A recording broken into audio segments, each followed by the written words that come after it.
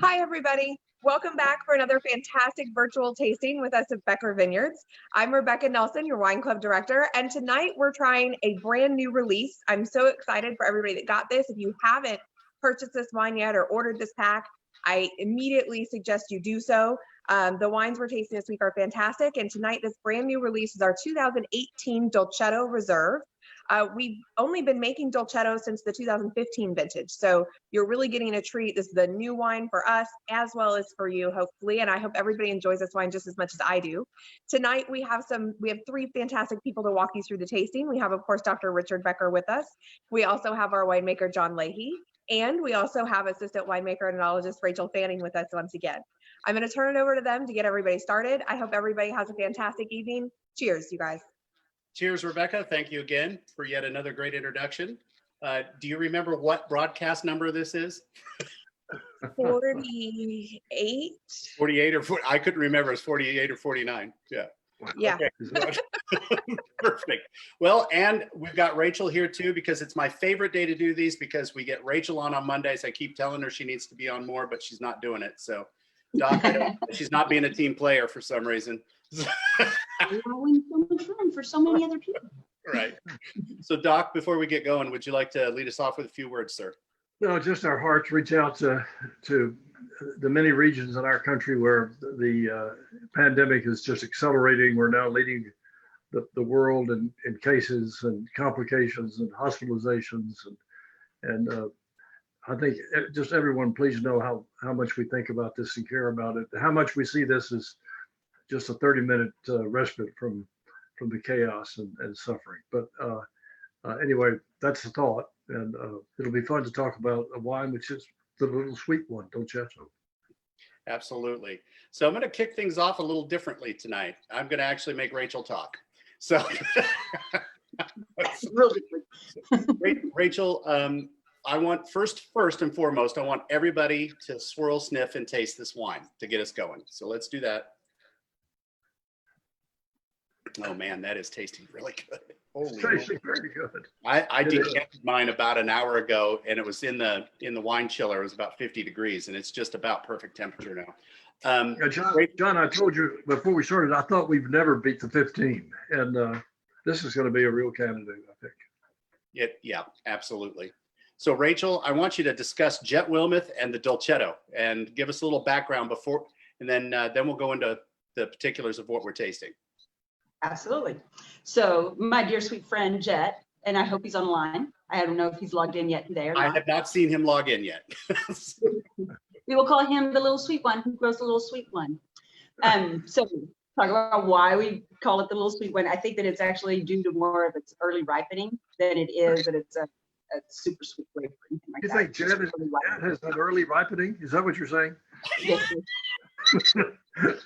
Okay, I'm sorry. Hey, Jet's online now. Be careful what you say about it. Okay. Rein it in, boys. We're interrupting you, Rachel. Keep going. It's fine. You know, I mean, I'm scatterbrained. I'll just jump back in somewhere. So my good friend Jet grows this. This is currently the only Dolcetto that we are purchasing. This from his vineyard out in Tokyo, Texas. And I always like to joke that Tokyo is real far west Texas. It's at an intersection with a gas station that crumbled down, I don't know, probably 40, 50 years ago. Basically, Jet, his family, and his vineyard are the town of Tokyo now, and that's it. Right. It's Jet's a great grower. He's a wonderful grower of ours. We get several varieties. This has been a fun one for the last couple of years. I think we can all agree. It's not one that we would have necessarily said we have got to have Dolcetto in our program, but when it landed on our crush pad, I think it's found a good home. Oh, it has. And you know, my favorite story on this, and before Doc gets into the etymology of the word and where it's from, so be prepared, Doc. My favorite story is how the 2015 came to be. You know, we were not contracted for this grape. Brett gets a text or a call actually from Jet. I think it was no. I got the call. Oh, you got the call. He was afraid to call Brett. Oh. Well, then you tell me, because go ahead. No. I thought it was Brett in the middle of the night. No, please tell us. I called Brett. But, And he hung up. okay, but Doc, seriously, tell us the story, the first phone call about the Dolcetto.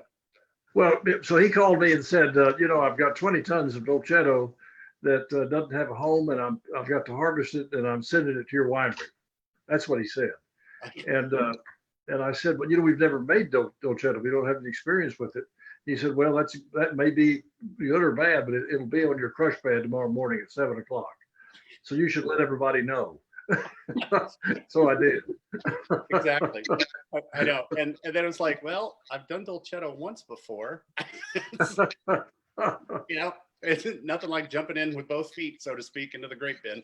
Right, literally.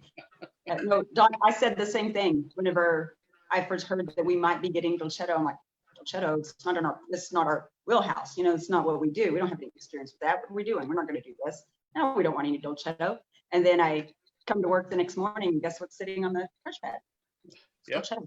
Yeah, 36 bins of the most beautiful fruit ever. So it was great. Wonderful. Not messing that one up. Right.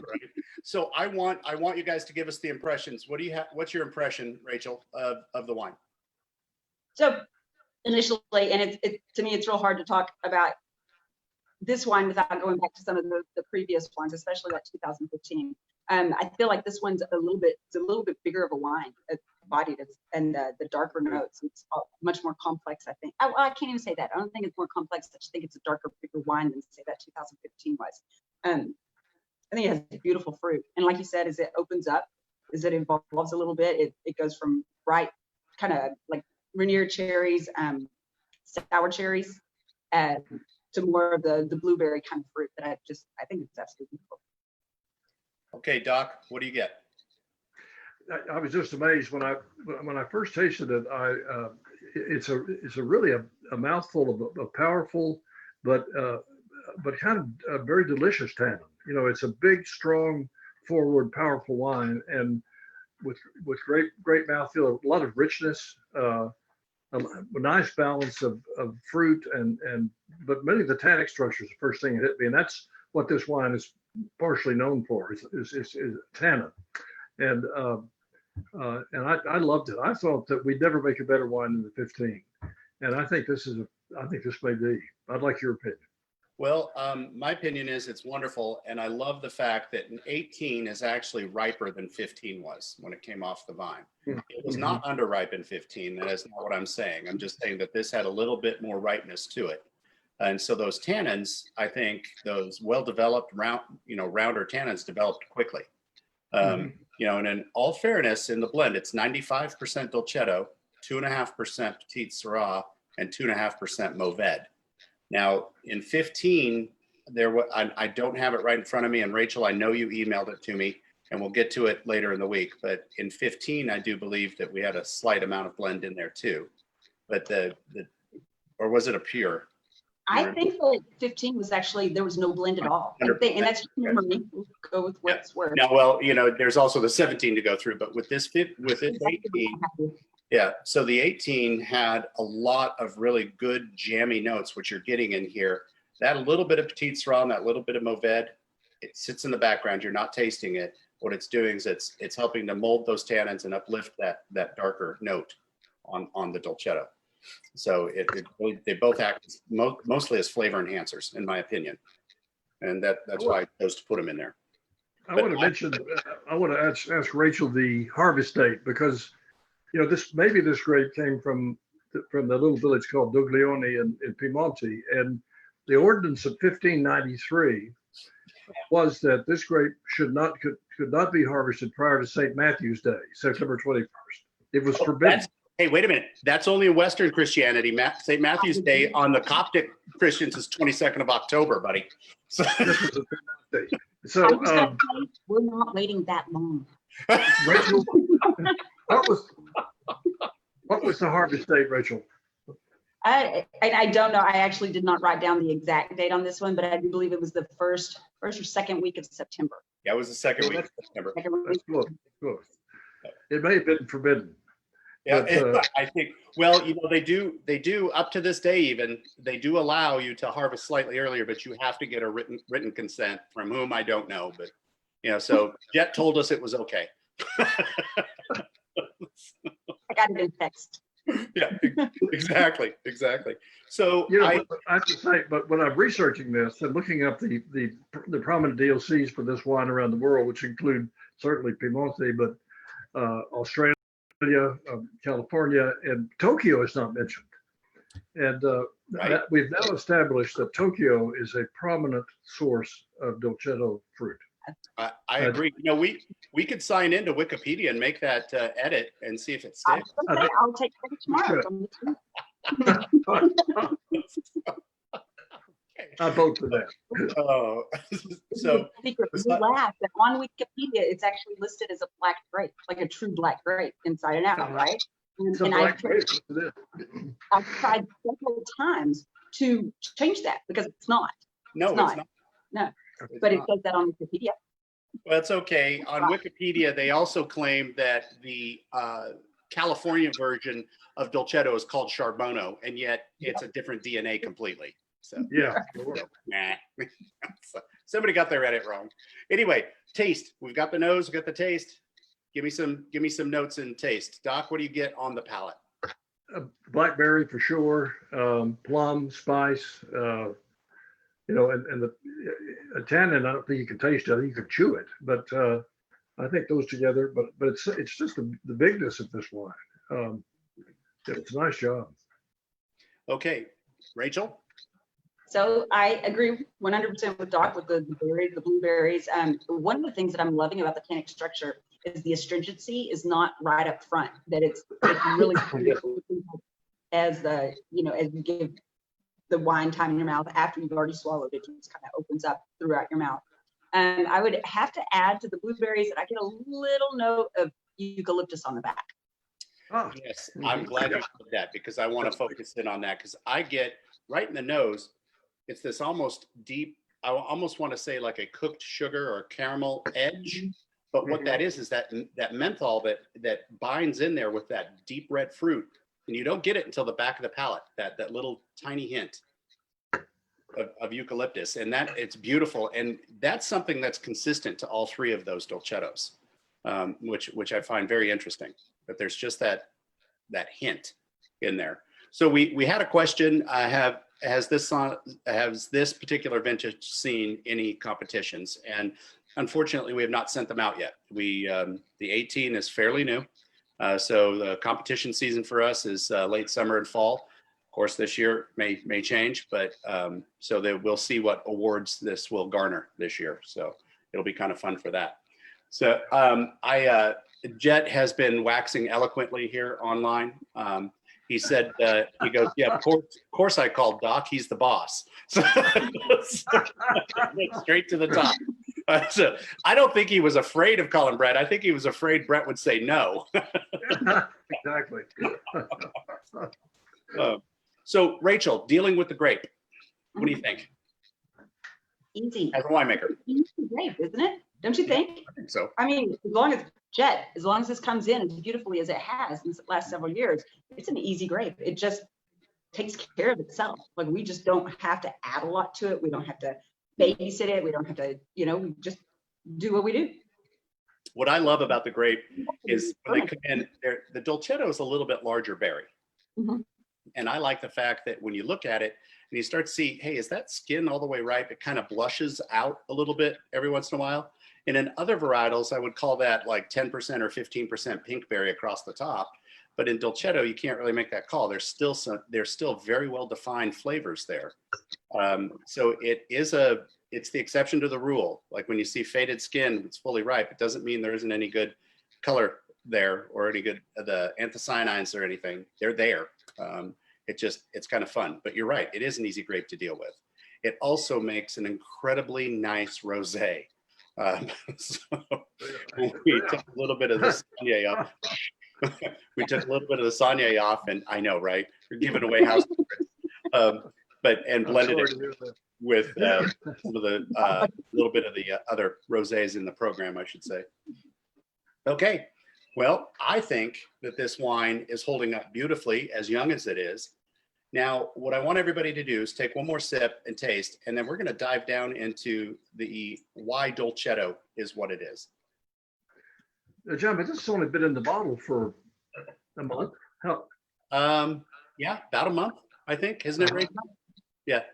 So It is you know, we bottled so much this spring, more than we ever have before. We have we had a bottling season this year. So forgive me if I can't remember the exact day that the Dolcetto went in, but yeah, it's only been about a month. But so why Dolcetto, Doc? What made you decide to go ahead and take the wine? I know we've never done it before, but I'm going to say this up front. If most people don't know this, Doc loves all types of wine, but he really does. He's a Francophile in my mind. That's true. Yeah. So why Dolcetto? Why did we go to Northern Italy? It wasn't because I knew anything about him. I can tell you that. It was first of all just a trusting Jet, and I think almost every grape we've gotten from him has been exemplary. Number one, and I like experimentation, and I thought it'd be fun to try to learn about this. And it's what an education it's been to taste all these wonderful grapes around the world that are grown in Texas soil and made good. That's just been a real thrill for me. You know, I really enjoy it because we've done two other grapes from that same region. We've done Nebbiolo and we've done Barbera. Right. Unfortunately, we don't have any Nebbiolo in our lineup right now. But you know, the history behind calling it the little sweet one, Doc, could you tell us that story on there? Well, it's not clear whether maybe it's partially named for the village of Doglione or Dolcetto, possibly that origin. But it was just a grape that when it ripened, it maintained a lot of acidity, a lot of tannin, and a high level of sugar. So I think those three together made it a grape that would produce wine that could be drunk sooner rather than later. And it was in the company of the great Italian reds that like to be 10 years in the bottle before you could approach them. Right. Well, in Nebbiolo to be Barolos too, you're talking 5 to 7 years, and sure. Barbera, loves a long age in barrel as well. I fancy it in the back of my mind, kind of the old version of the mortgage lifter tomato, the guy who developed that in depression to help pay for the bills, that this little sweet one would help. They could get it out early. They could make some money. They could turn it over. I do know that it's also grown on the marginal lands up there. They reserve a lot of the prime vineyard sites for those bigger grapes. Yeah. And so this one is a little sweet one because it's a workhorse too. It grows in a lot of different climates, as proven right here in your glass. It grows very well in Texas summer. I wish Jim were on to tell us his experience growing the grape and how easy it's been. I think it's able to get very ripe, which I think is very valuable to us. Yeah. Oh, it was, and someone I'm sorry. The question is, someone just asked if we could talk about how to preserve so they can taste all three at the end of the week. So a little injection here. This is going to sound really odd, but it does work for the short term. Take your partial bottle of wine and put it in the freezer. That's right. Absolutely. Just the best. Freeze it and then take it out, about 2 hours, 2.5 hours before the broadcast. Or you can take it out in the morning and put it in the fridge and let it thaw out there. But you're going to want it fully thawed out. It will absolutely survive, from now till Friday if you put it in the freezer right away. So that's one. If they would look it up, there was a review of this in Decanter in the past year or two. And not just looking at young wines are going to be more resilient. They're going to go through freezing and much better than older wines. They took classic wines, classic French Bordeaux, Burgundy that were 10, 15, 20 years old. And they froze one and they kept the other just in the way it's normally handled. When they thawed them out, they couldn't tell the difference. That's a strong statement. Well, I would encourage anybody that's doing this, that got the 3-pack, to do this. And we have missed the last couple of weeks to remind people to do this with their wines, but put it in there and then on Friday taste all three together. We'll be happy to go through it. And somebody online just wrote, I wonder who's going to win the competition between the 18, the 17, and the 15. That's a good question. Yeah, the 18 kind of hot out of the gate right now. So, and it is. It really is. It's kind of very, very, very nice right now. I enjoyed dealing with it on a winemaking perspective. We did put this in just a little bit of new oak, but most of this saw neutral oak. It saw virtually no new oak because we really wanted to keep most of those subtle fruit aspects intact with this wine. And what I really enjoyed about dealing with it was that watching Rachel rake all of the grape bins out into the auger with a destemmer and sitting up there and just, yeah. What? I didn't forgot you like that. Yeah, I got a new ladder. Right? While I was sitting on the crush pad with my coffee going, hey, you missed one. But what I really enjoyed about it was the ease at which this grape does, as Rachel stated, just goes right into the program without a problem. As long as it's well ripe, we've had virtually no problems. Where Nebbiolo is a very temperamental grape, Barbera is not as temperamental, but you still have to pay attention to it. So Dolcetto is just like, hey, yep, we're here, we're wine. And it'll age beautifully for a long time in barrel. We did put this into bottle because it was ready to go. So every year that could change. This was a little earlier than when the 15 came out, but. So actually, I feel like that's a great segue into the next idea is how long do you age a Dolcetto? I'll admit, I don't have a ton of experience with Dolcetto. So now we have the 2015. So we have one that is 5 years old this year. I did open one up. It was actually by accident. I thought there's no accidents with wine. Well, it was an accident to open that one up. That's not what I had. Let me ask you this. Wait, is it an accident that you're sitting right behind Dr. Becker's wine cellar with all those vintages in there? Not from 2007 anymore. Some accidents just naturally occur. So you were saying back to the aging of the Dolcetto, we have our 2015, our first vintage, and so we've been able to age it for 5 years. And I'm going to give you a little heads up that it is aged beautiful. It is such a fabulous wine. But how long can you age it? I don't know. Right. Well, tell us. Well, Dolcetto originally was used to get to the market early and to be an early wine and consume early. It was not meant to be a great aged wine, but take into perspective from Northwest Italy, where their great aged wines were spending, 5 to 7 years in barrel and meant to lay down for, 15, 20, 25 years or longer. So to them, not long aged could be anywhere from 3 to 10 years in bottle. I don't know how long Dolcetto will last in bottle either, Rachel, but given based on the 2015, I don't think it's a problem for 5 to 10 years. Yeah, so that's very, very nice. We did just get a question. Remind us the difference between the barrel types, American and French, I think is what they're referring to. Just in a nutshell, rule of thumb, French oak gives you a more savory character and American oak gives you a more sweet character.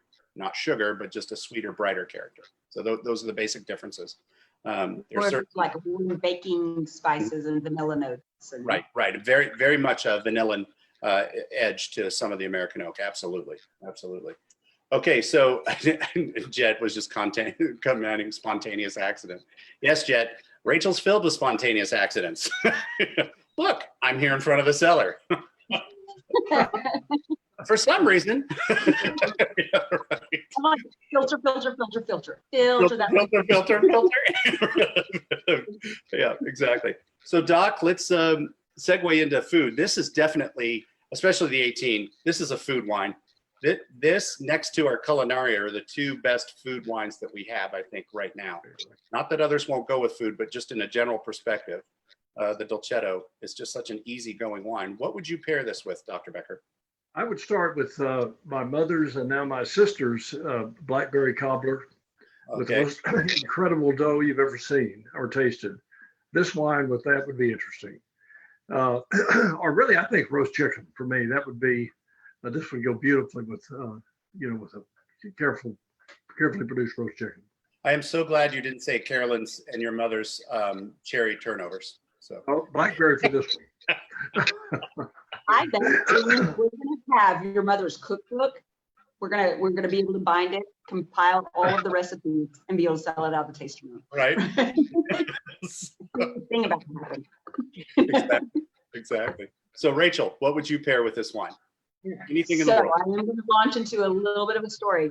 Okay. I find it really difficult sometimes to pair wines with like rustic tomato based your I can't even think of words right now, but tomato-based dishes. This one goes so well with tomato-based dishes. It's like it was grown in this area to do these things. Oh, Also, yeah. I would say grilled pork chops. Okay. All right. That's a great segue for me too, because tomato-based dishes, absolutely. When we make a basic marinara, I always toast or brown the tomato paste before I throw in the onions and the garlic and stuff, so it gets a richer flavor. And that does very well with this. But I am going to go out here, and Angela, I hope you're listening to this. I make a faux meatball out of mushrooms, herbs. It's like an Italian meatball, but there's zero meat in it. And it does very, very well because we bind it together with a little bit of lentil and stuff. So it's very meaty, but you have to saute, slow cook the mushrooms, do everything. It takes a long time to make them. You can't tell. Most people that eat them are like, oh, that's a lighter meatball, but I can't tell there isn't any meat in there. But that did very, very well with this. I've had the dolcetto with that because I love making a faux meatball sub sandwich. So, I'm going to go with a regular meat, anything like a sub sandwich, a meatball sandwich. But it just does very well with tomato base. You're absolutely right. Yeah.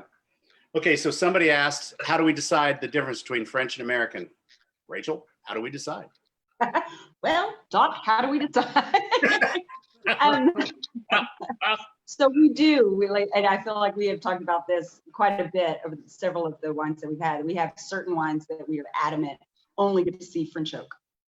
Whether it's new or neutral, we have a mixture, we have a plan, especially we're talking our white wines, Viogniers, our Sauvignon Blancs, our Chardonnays, like we have a very specific program because we love our wines just like this. I think we've kind of dialed it in. With our reds, we get a little bit more flavoring, don't we? We've been able to find out that we really enjoy Tempranillo and American oak. We found that our Dolcetto, we like a little bit more neutral oak than we do brand new oak. So it's hit or miss, it's trial and error. It's me yelling at Jon, you can't don't do that. We have more to do. Exactly. Well, in some of the later varietals, because we do not buy enough barrels for every drop of wine in our winery. We every year. So we also have neutral barrels coming up behind it. So there's a pause with some of the later varietals that get a lot more stainless steel time the first 2 months of their life before they go to barrel. Dolcetto was one of those that we had just a little bit of new oak, and I decided, no, we're going to save it for something else that first year. And we put it in neutral oak, 1 to 3 year old barrels, and it did beautifully that way. So we've replicated that each year. So now the plan is with Dolcetto to use very little new oak and less than 10% and use neutral oak for it. And it just does so beautifully in that regard. So absolutely. So somebody just said, post the mushroom meatball recipe. I will, if I can get past the vegan police at work. So we're also not going to call it meatballs anymore. They're like mush balls. Mushroom balls. Balls. How about balls of goodness?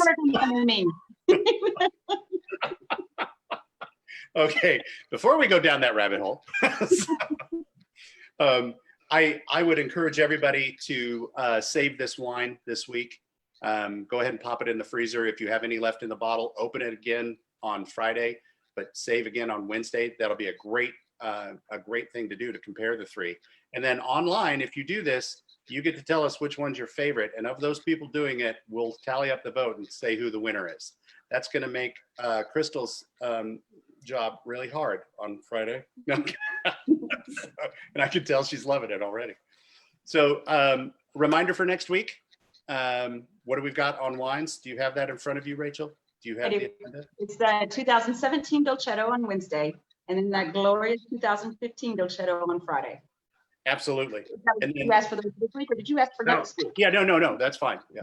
And also on Friday, the Bloodhounds from Chicago are going to be on and live. Right. Robert and the band are going to be here. Yeah. That's awesome. Yeah. Oh, you guys have got to turn into that because we're going to make Doc play the washboard tub. I was going to say, Doc, are you going to play? How are we going to get your bass tub to you? If I could get it tuned, there's a trouble. Getting it tuned is tricky. And oh my God, that was the funniest thing you ever did to poor Crystal. With the first Crystal that you told her it needed to be tuned, she ran around the winery distraught that it hadn't been tuned. And we're just like, really? That's like blinker fluid. We had to explain it to her. That's like left-handed blinker fluid. You really not? She called my brother Robert, and the question was, is he pulling my leg? And my brother said, big time. Yeah, exactly, big time. Well, for those of you who have not yet met the infamous Robert, he's another member of the Becker clan and absolutely a delight to talk with. He's going to be here on Friday with his band. It's a lot of fun. We usually have him at the winery for barbecue, bluegrass, and bluebonnets every March. Unfortunately, we had to cancel that this year, so we're going to have him online, and it'll be fun to listen to him with the interplay with Doc. So don't miss that part of it.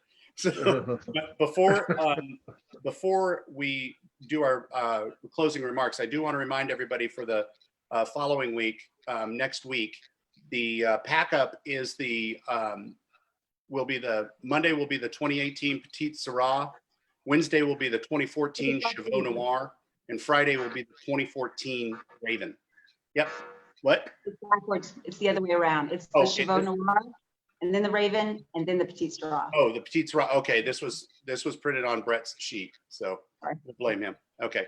Well, we will get you the correct order when it's sent out. We'll have the correct order.